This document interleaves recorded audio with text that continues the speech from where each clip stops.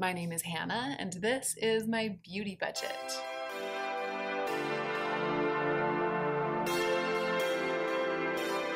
Hey y'all, welcome to what I bought with my budget in December. It's only the 19th, but I took pains to spend my entire budget well before the end of the month because I want to be able to film some wrap-up content. So after I film this video, I'll be able to film a video about all of the things I bought in the whole year and how I feel about all of them. And I think I'm going to do like a ranking everything I bought in the second half of the year like I did with the first half, and then maybe I'll stack the top 10 up against the top 10. We'll see. This is pretty straightforward. I'm just going to let you know what I bought, tell you about it. There are actually a number of items, especially compared to how it's been going. I've been buying like one or one and a half things per month, and this month I actually bought quite a number of things. So I'll try not to go on too long. Ha ha ha. Let's go ahead and get into the meat of the video.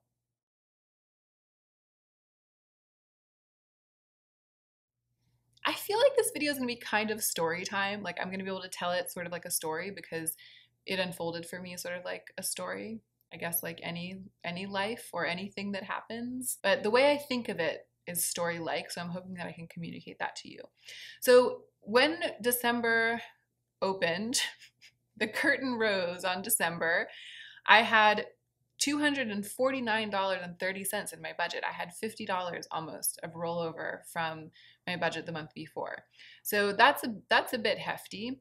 And the very first thing that I did was to buy this turtleneck. I have everything here. I feel a bit laden, which you will have seen me in if you watched my massive empties video from this month because I was wearing it.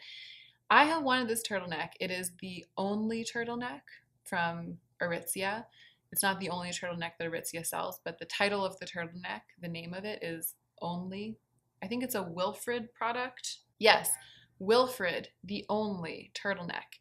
I have tried it on in store a number of times, so I knew my size. I knew that I loved it. It's a very long, very fitted, sort of super gooey, stretchy turtleneck, and it makes me feel really sporty, but also kind of French. I had lusted after it. It was just so costly for me for one little top.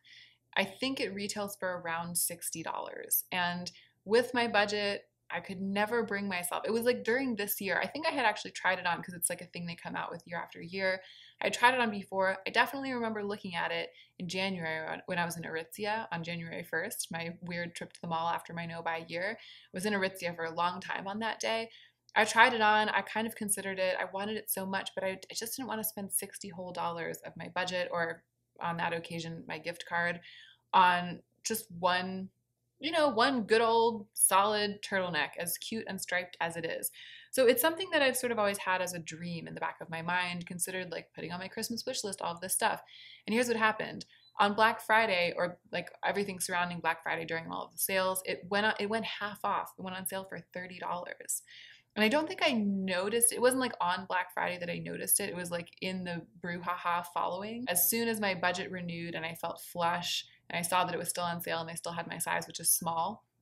I usually wear a small on top, but more of like a 6 leaning small rather than like a 4 leaning small, because I don't like things to be quite tight.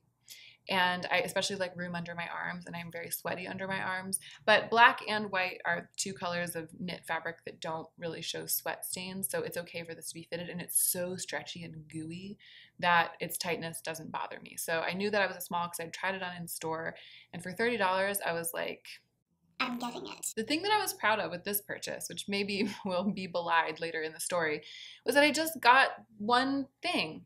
I love Aritzia, and in the past, especially before my no-buy year, it had been my habit to pile things into my cart at Aritzia. If I wanted one thing like this and it was on sale, I would be like, what else is on sale? Maybe I'll try this, and it would end up with like a couple $100s, and I would buy it all even though I was in credit card debt and I couldn't afford it. That was my life before my no-buy year, but it definitely happened specifically with Aritzia.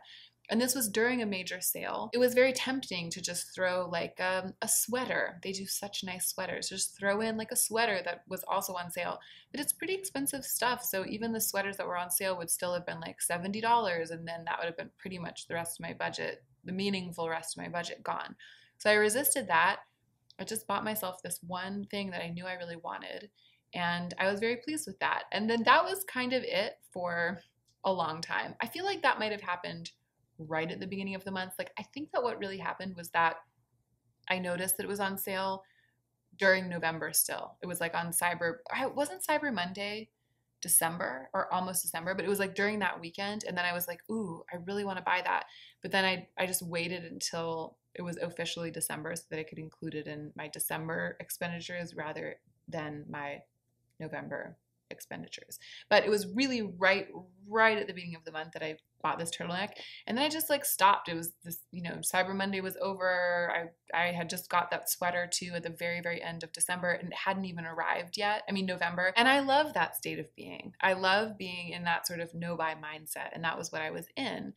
And I often find that no buy mind, not often, but towards the end of the year, a couple of times I've observed that no buy mindset can lead to kind of the most joyful and sometimes the most fruitful shopping trips. And that is what immediately ensued. Not immediately, but pretty soon. That was what ensued pretty soon after.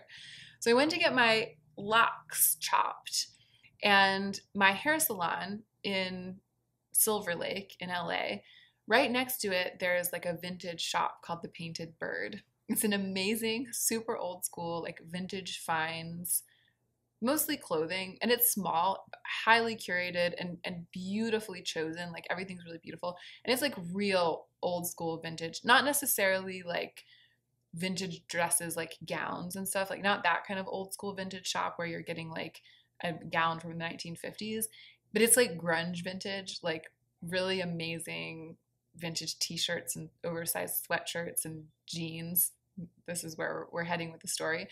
So I had just gotten my hair cut. I almost left. I almost didn't go in because I was so like not shopping. I was so just not about it. And then I was thinking like, maybe I should just look at the jeans, because I bought that one pair of jeans a couple of months ago with my budget, and I've been wearing them literally to pieces. And I really have been thinking that now that jeans are more part of my worldview, that it might be smart to get a second pair that serves like a similar purpose in my wardrobe, just so that I can rotate among the two and have two instead of one, and then the two pairs will wear out less quickly than the one pair would. So I just decided to go in and look at the jeans. So I went in. It was so nice. I had just got my hair cut. It was late in the evening. It was already dark. I was just feeling so relaxed, and there was relaxing music playing in there, and I just felt like I was having a nice experience. I didn't feel attached to buying anything. I didn't even feel like hopeful. Maybe that's like the key, the thing that I'm trying to communicate. I wasn't like searching. I was just curious.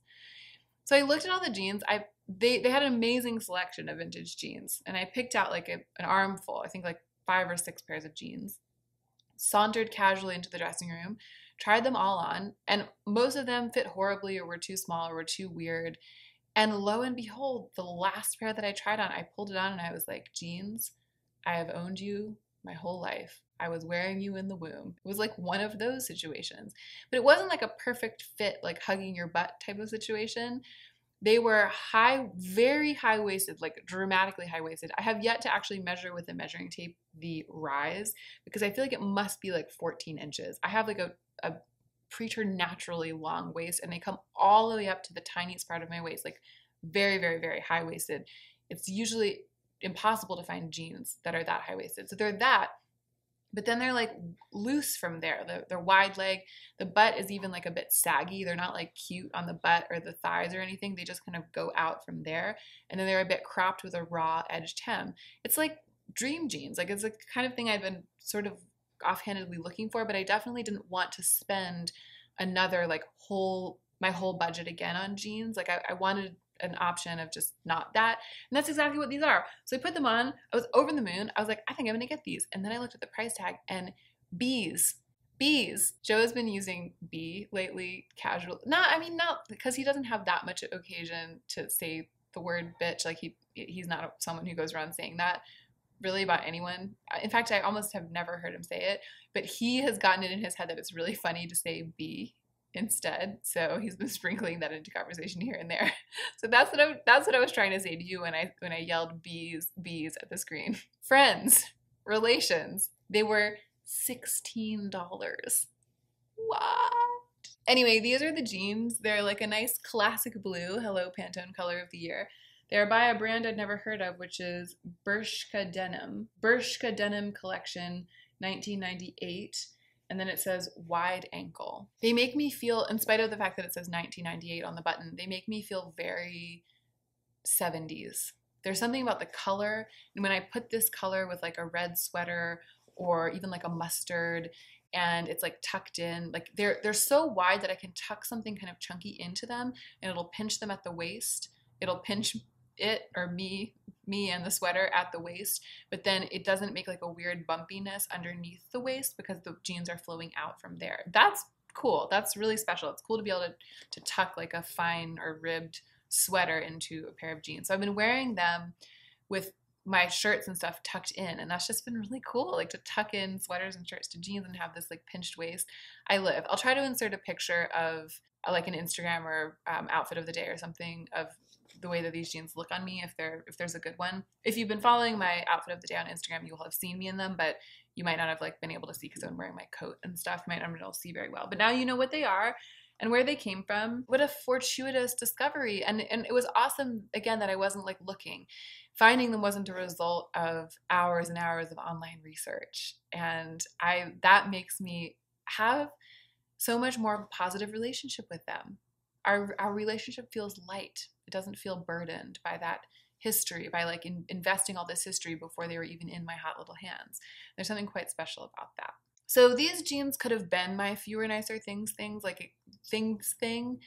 They kind of felt like that when I found them and bought them, but I was highly aware that I'd only spent $16 on them and that I had another, gosh, like nearly $200 burning a hole in my pocket, over $200, I guess, because I had spent $30 on the turtleneck and then I had spent $16. So I still had like $200. I still had like my whole budget burning a hole in my pocket. So I decided to be extremely cavalier. Well, first I bought toothpaste. That wasn't really cavalier. I was running out or almost out. At this point, I'm out of my other toothpaste, which was that beautiful orange toothpaste from Lionheart. And it has whitening powers, and I really do think it helped to brighten my teeth. But I have been talking a bit on my channel about this weird like bumpiness around my chin, and someone commented that maybe I should switch my toothpaste because sometimes toothpaste can cause skin irritation. And I was like, I thought, oh, Joe just came home. I'm gonna have to pause until he leaves to go for the gym because otherwise he'll be bumping around like a specter in the night, messing it up. BRB. All right, Joe's still here, but he's trying to be quiet as a mouse. And I've had it. I need to start filming again so we can get through this video to the exciting part at the end. Some of you suggested that toothpaste could be the culprit for my weird bumpy mouth thing. And I was like, I kind of agree with you. It was like an idea that had been swimming under the surface in my mind, and then you drew it out, and I was like, I was already thinking that. So I decided to try an SLS-free toothpaste, a toothpaste without sodium lauryl sulfate. And weirdly, there's SLS in a facial cleanser I've used for a long time, the Mario Badescu one. I'm no longer using it, but I know that my skin's not reacting badly to SLS out of hand. I just thought if I'm out of toothpaste and I'm buying a new one, I might as well try one that claims to be free of potential irritants and see if it helps with the skin on my face. And I also took the opportunity to get a non-mint toothpaste because, as you'll remember, I don't really like mint toothpaste, and I sacrificed my desire for a non-mint toothpaste when I got the one from Lionheart because I loved the aesthetic of the tube so much. It's just how I am, you guys. Accept me how I am. But I decided to swing back in the other direction for this one. And the tube is pretty cute. It's this brand Teagrance, like fragrance, but it says tea at the beginning. Teagrance. And it's an herbal toothpaste. It's jasmine tea flavored. And it does have a little bit of the spiciness that you associate with mint, but really it tastes like jasmine, green tea, and honeysuckle. It really does have like a honeysuckle under flavor.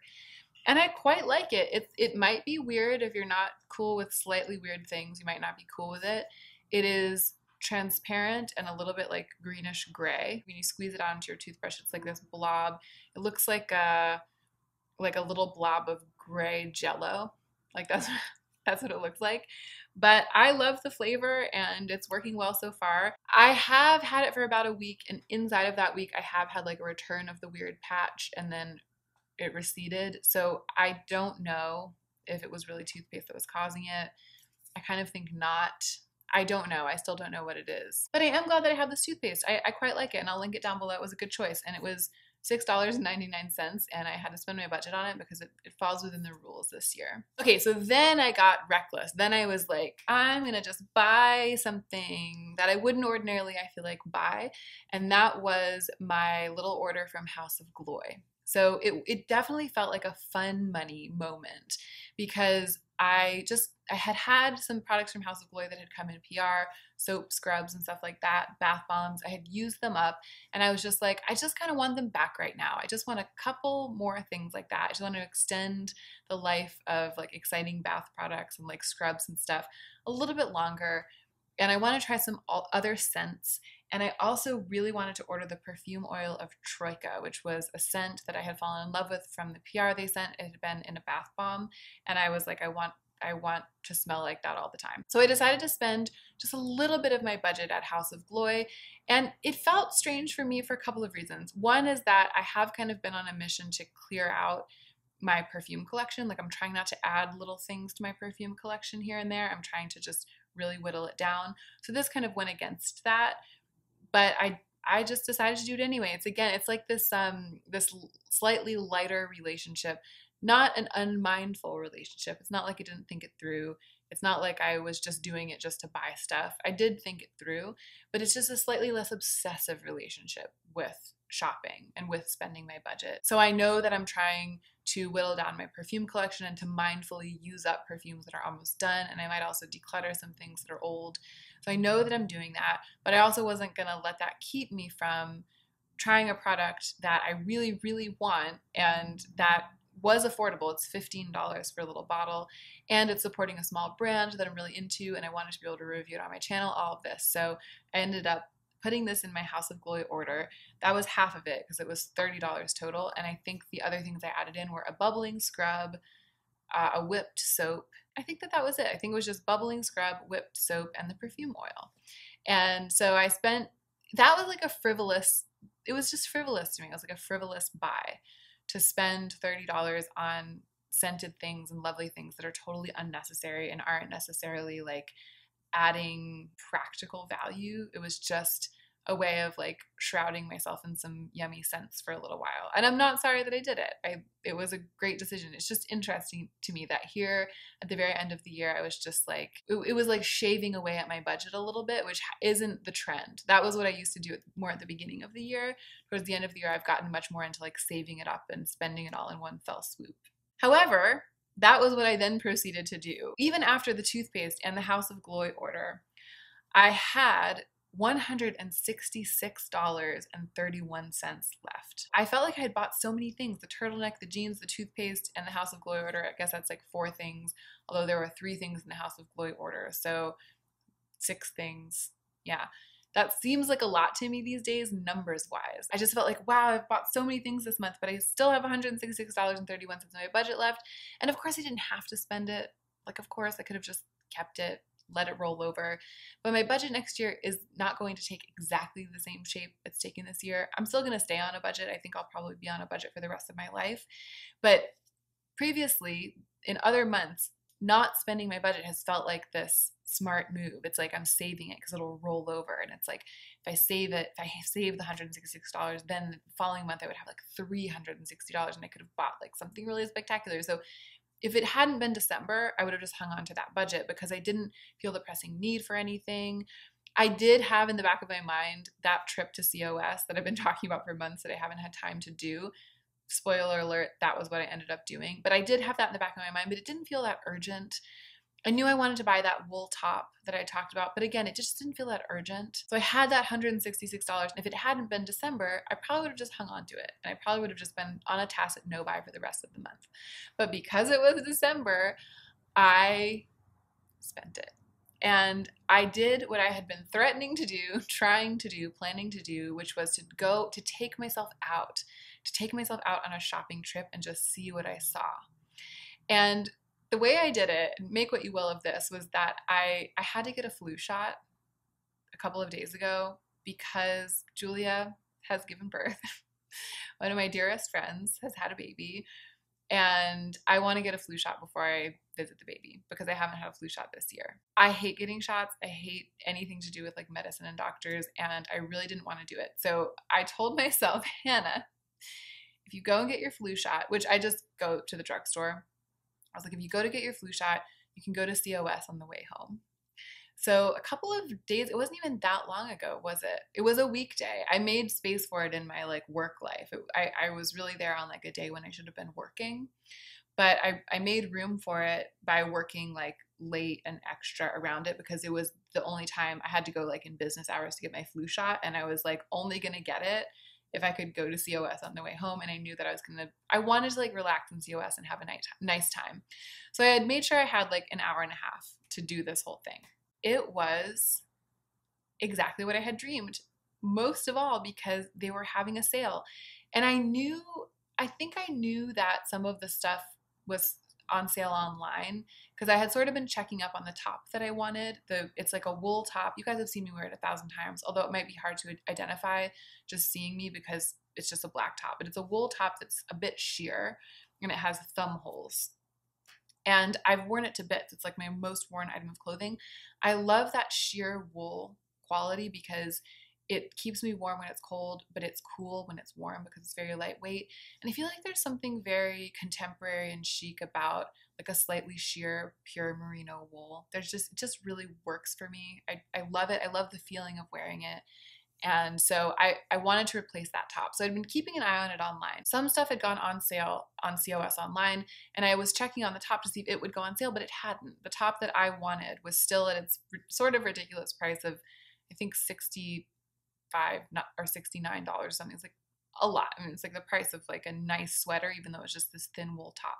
So I'd sort of gotten used to the idea of paying it and just buying the top and replacing it because I knew it would be a good fewer nicer things choice for me. And I was thinking I would go to COS, I would get my top, and I would maybe find one other thing, and together they would add up to close to the $166, and then that would be it. Fewer nicer things for the win. That was what I thought was going to happen. So I got my flu shot, I went into COS, and they were having a much bigger sale in the store than they were having online. And they had things, I think, in storage. Because I was like, what are all there were things that I hadn't seen online, and I was like, what is this stuff? Like, why is it in the store and it's on sale and it's not online? And they said, yeah, we just pulled everything from past seasons and put it all in the sale room.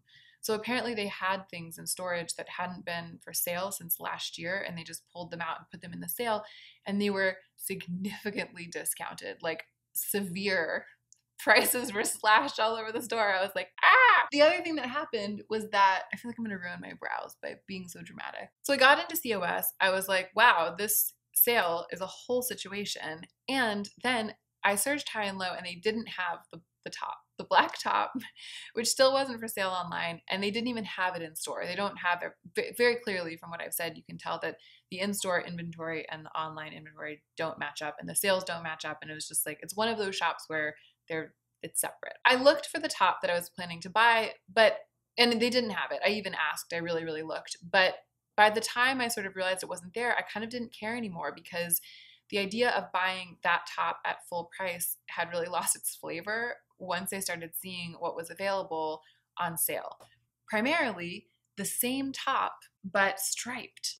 And I will have already worn this in a video because I just filmed my small brand gift guide, and I'm going to try to get that up as soon as possible. And I was wearing this. So this is the top, the exact same top. It's a semi-sheer, pure wool top with thumb holes and a crew neck. And it's nice and fitted, but it's not like skin tight. It's sort of that sort of gentle fittedness because it's very long in the torso, so it gets a little bit bunchy around the waist. I really like that look, and it works well on a long-waisted person. And I love the stripes, and it was 70% off. It was about $20.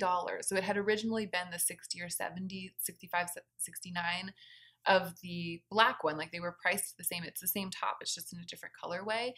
And they didn't have the black one, or they did have this one, and it was 70% off. And I was just like, I'll just get this one. And the black one that I wanted to replace, the one that I have, it's not that it's unwearable. It's just that it's in a little bit of rough shape. Like, the thumb hole is starting to fray a little bit, starting to run. The edges of this top are raw cut. So I might just cut it, the black one, like below where it's frayed, and have it be a shorter sleeved top, like not quite as long and without the thumb holes. And if I do that, it'll be in perfect condition. It doesn't have holes anywhere else in it. I just wanted like one that would overlap in terms of how long it lasted with the one I have, because I know the one I have isn't going to last forever. So I was hoping to get one that would overlap with it and then would extend the life of like me having that. But for a while I was going to have two, one old one and one new one, and I was likely going to wear them both. So the idea of getting basically the same top but having it be just a little bit more exciting, because I think what I had put off buying that black top for so long was that I knew it was a really practical choice, but it didn't make me feel excited to buy yet another long sleeve black winter top, because when I envision in my mind's eye my drawer of long sleeve winter tops that aren't so heavy that they're sweaters, first of all, there aren't very many of them. Like I need more in that category if I need anything. Things that I can wear when I don't want to be too hot, but I do need like warmth.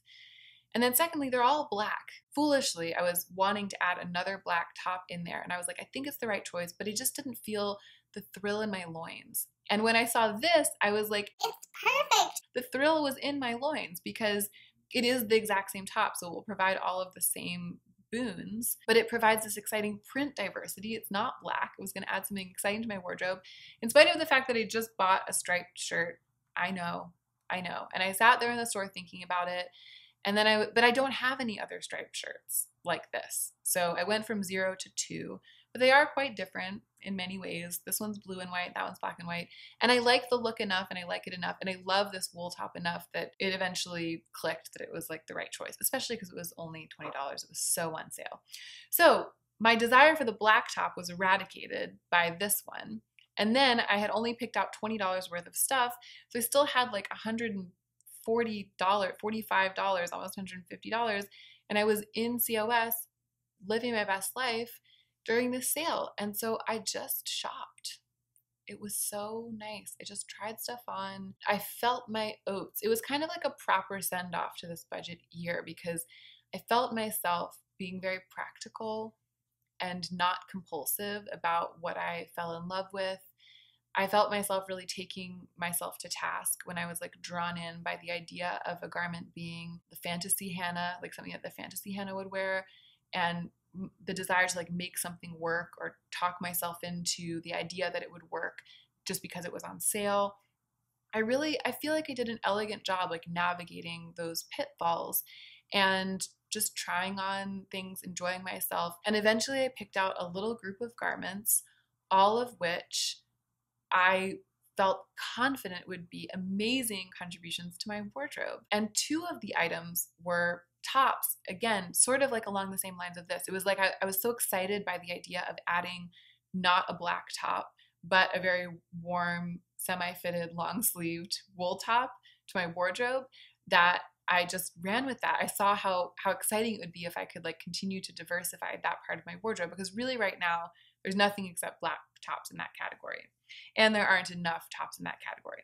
So I found this one. It's like a lyocell rayon fabric. It's not wool, so it's a little bit lighter, but it's very fitted and it's very exciting for me color-wise. And then I found this one, which is the same wool. It's the same like sheer wool. It's basically the same top, but it doesn't have the thumb holes, and it does have a turtleneck. So these 3 tops, and all of them were between 50 and 70% off. Like they were all, the prices were very, very low. So we found those 3. It was hard for me to accept that I really wanted all 3 of them, because that's a lot. I had already bought a long-sleeved fitted shirt, a striped one at that, with my budget this month. And so I did sit there for a while, and I was like, which 2 should I choose? Like that's what I kept asking myself, because I still have this powerful instinct for like fewer things, focusing on things. I went round and round, and I kept envisioning in my mind's eye my drawer of tops, and that they were all black. And when I imagined putting all 3 of these away, I was just like, that's going to do it. Like, that's going to be amazing. So I came to terms with the fact that I genuinely felt good about buying all of them. And in the search, I had also found this garment that I'm wearing right now, which is a sweatshirt hoodie dress. And this is something that I've had in the back of my mind to want or to look for a long time, because I have a small collection of nice leggings, and I like wearing them just to be out and about, but I don't really have very many tops, sweaters, shirts of any kind since I've decluttered my wardrobe so intensively. I just don't have very many casual things that would go well with leggings, but that come down low enough, because some of my leggings are just, I look like rather juicy. Like I just look a bit, I look a bit juicy in them. And that's fine for some settings, but I don't always feel like I want to be like prancing around Costco looking that juicy. So it's always been a nice thing to wear leggings and then to put on like a slightly longer t-shirt or a slightly longer sweatshirt or a slightly oversized sweater. And I had just noticed that in the weeding and condensing of my wardrobe over the past 2 years, I've weeded out a lot of things that fit that bill. So I've loosely been in the market for something that would be cozy and plushy and would work with leggings. Then I just found it when I wasn't even looking, but when I was in COS, it wasn't like I was on a mission, like I kind of was with the long sleeve tops. I found this, and it's made out of neoprene, but it's a cotton and rayon neoprene. So I've always thought neoprene was like all polyester, but I've always been kind of intrigued by the way in which it's structural. And I feel like it also stays looking really crisp and new through washes. So I've had this like love-hate relationship with neoprene because I don't really like wearing polyester clothes. But this is neoprene. It's got that structure, but it's cotton. Like the surface on the outside is cotton neoprene and on the inside it's rayon neoprene. And both of those are natural fibers and both of them are breathable. And so I was like over the moon, and all of it was on super sale. I got all the things together. Wait for it. Y'all, I had been keeping gentle track in my mind. Like I didn't want to like over choose. I didn't want to be in a situation where I was making like heartbreaking decisions between like two expensive things that I really wanted. And so I'd been keeping careful track. I'd kind of been keeping track, doing a little bit of math in my head, adding it up, and I thought that all of this was roughly around like the $170 mark. Keep in mind, I had $166 left. So I was kind of thinking like, I got to stay like under 170. That's pretty much what I have left in my budget. So I picked everything out. I was feeling amazing. I was so excited. I added everything up on my calculator in the dressing room, doing all of the math, like finally doing all of the exact math with the percentages off and everything. And the total of everything I'd chosen came to $173. And I had $166 left in my budget for the year. So I was $7. I was $7 over my budget. And I sat there on the floor of the dressing room for a long time worrying about the situation, what I should do. I have not gone over budget in any month this year. I have had this like extremely firm mental block against that. It's been easy because there's been this rollover thing. It's like if I have extra, it will roll over to the next month. And I've also always felt like, why can't I just wait? If there's something that I really, really want to buy and it would put me over my budget, just wait until the next month and then you can buy it on the first of the month. And then you won't be breaking your rules. You won't be messing with your budget. You won't be moving any pegs, and you'll still be able to have what you want. And so that's what I've been doing. I've been telling myself to wait. I've been giving myself that time. A lot of times when the first of the month rolls around, I don't want the thing anymore as much, or I've had some time to think about it, or whatever I bought the month before was satisfying me enough or whatever. So I've just been really, really strict about not pushing outside of the boundaries of my budget in that way. If 2 or 3 things added up to $3 or $7 or $5 more, I was like, no, I can't have all of them right now because that's the project that I'm doing. But this time, as you already know what happened, right? I bought it all. I spent the extra $7. And here's why. I think it felt different because it was the end of the year. And I didn't feel like I was breaking my rule by like borrowing from a future month because there is no month left. This is a little bit of tricky thinking. Like I'm not necessarily proud of this. I'm just being honest with you about what was going on like emotionally and mentally for me. Those $7, I feel like I'm borrowing them from 2020. And I do know what I'm going to do with my project in 2020, and there's room for that. Like I have budget to spend in 2020. And I may apply those $7 to the 2020 project. We'll see. Maybe not, because I think there's going to be a little bit more fluidity in my project next year. But I just didn't feel the same shame about borrowing a tiny bit from this sort of open future that's outside of the constraints of my year as I have felt about the prospect of borrowing like March budget back into February, which was explicitly against my rules.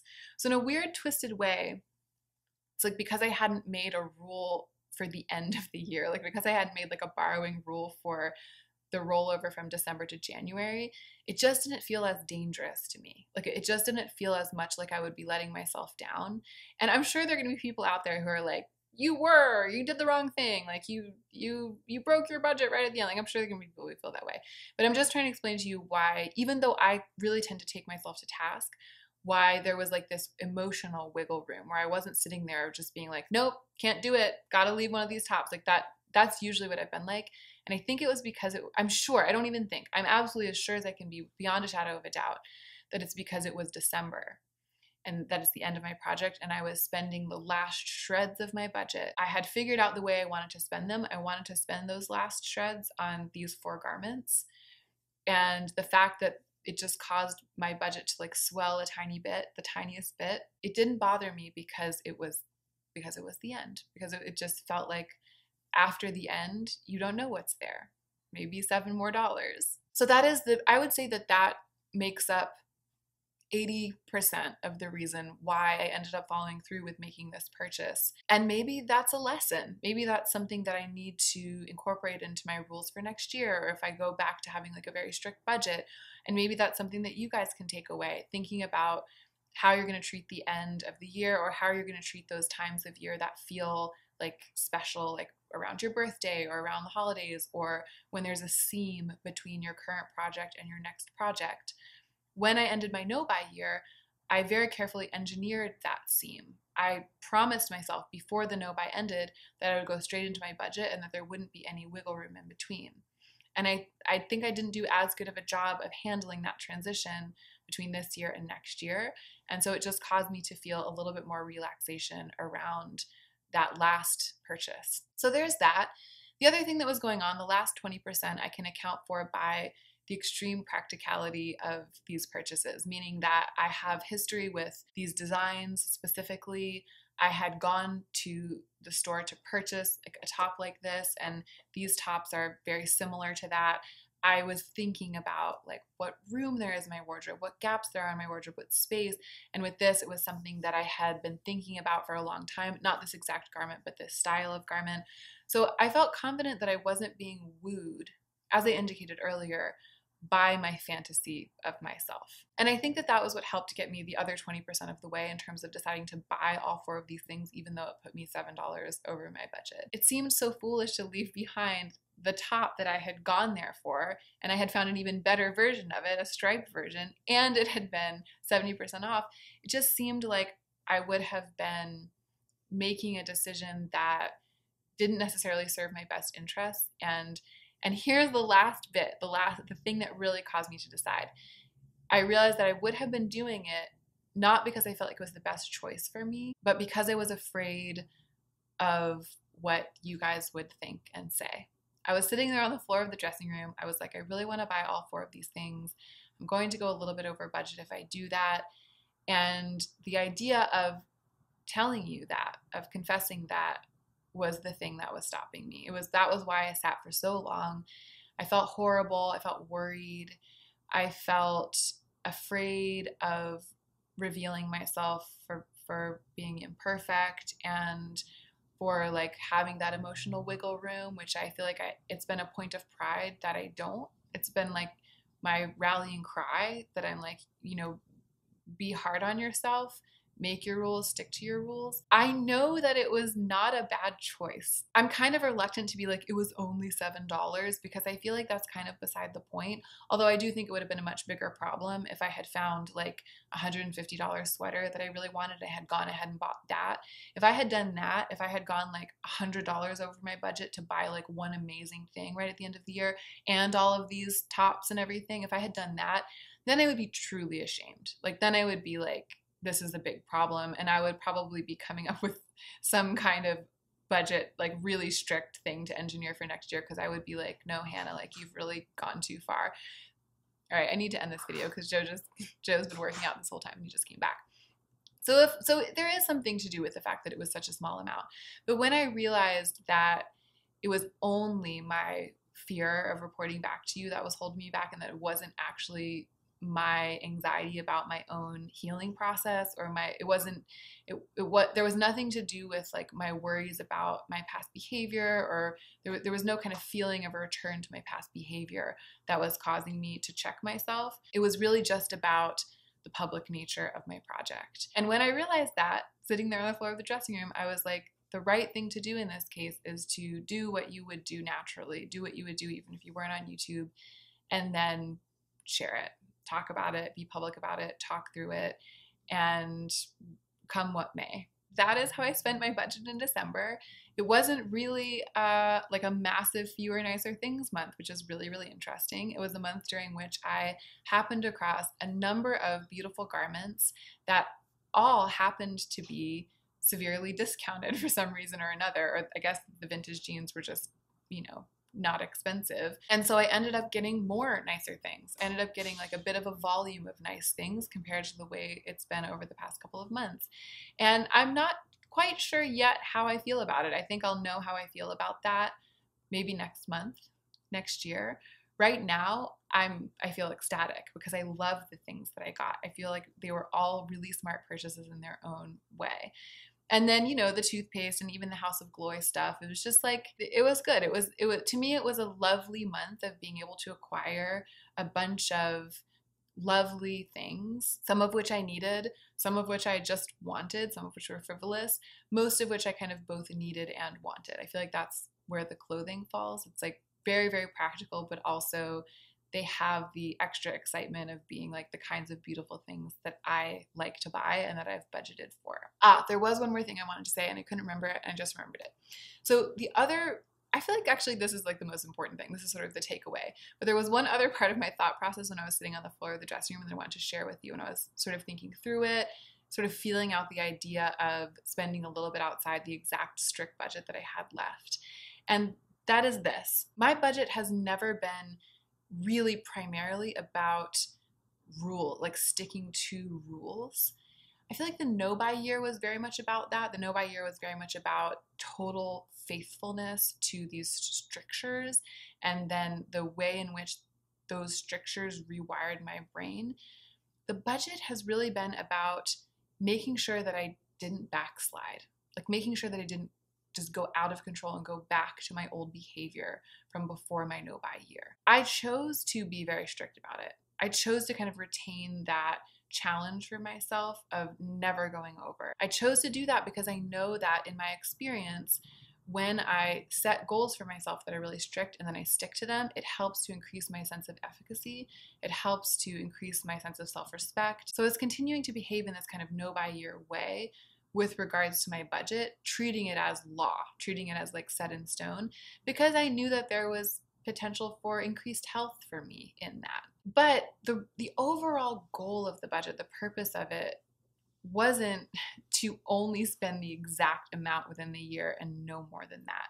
It wasn't as if I only had that amount to spend, and if I went over it, all would be lost, right? Like I had the $7. I knew that spending that extra $7 wasn't going to make or break me. It wasn't going to make or break my finances or my emotional or mental health or my relationship with shopping or anything like that. And when I was sitting there wanting to buy all four things, thinking about the budget, what I thought was, doing this isn't going to in any way take power away from the thing that the budget was designed to do, because it was keeping me from buying like 4 sweaters. The budget was keeping me from spending $300 or $800. Like the budget was keeping me from just going completely overboard, which I was tempted to do. There were a lot of beautiful things there. And if I hadn't been budgeting, or if I had allowed myself to really just break it completely, I can think right now off the top of my head of like 3 more things I would have thrown into my cart. Like I could so easily have broken it thoroughly and in a way that would have been really disappointing to me and would have broken the budget both in letter and in spirit. And I feel like what I did was I broke the budget in letter, but not in spirit. And when I realized that, as I was sitting there trying to decide, when I realized that I would be breaking it a bit in letter, but not at all in spirit, that was another thing that kind of allowed me to do ultimately what I think was a good choice for me, and to buy all 4 items. And I feel like the reason that I'm saying that that's kind of like the main takeaway, or the thing that I really wanted to communicate to you, is that the idea of not breaking it in spirit, or the idea of the spirit of the thing being the most important, is what I'm using to structure my project for next year. So I'm not going to tell you about it now, but I kind of did want to like set it up for those of you who have been following me closely and who will continue to follow me next year. This is a little bit of context for that, because I'm trying to think more about what it means to interact with these past issues and with beautiful things now in a way that's taking me to task for how I treat it spiritually, and then not necessarily being as strict or as harsh or as obsessed with following rules in letter, because I feel like that's a little bit more authentic to a real world situation as opposed to like a public YouTube channel situation where everybody's like seeing what you do. And it's also a little bit more sustainable for the long term. It's like more of a lifestyle and less of like a year-long project. So I'll say more about that when I film a video about my 2020 project, which, if all goes as planned, will be going up on the 1st of January. For now, that is it. Those are the things I bought in December. That's how I spent the very last scraps of my budget for my beauty budget year. I hope you enjoyed this video, and I hope you are remembering to take extra good care of yourself right now so that you can be the most effective version of yourself as you do your work.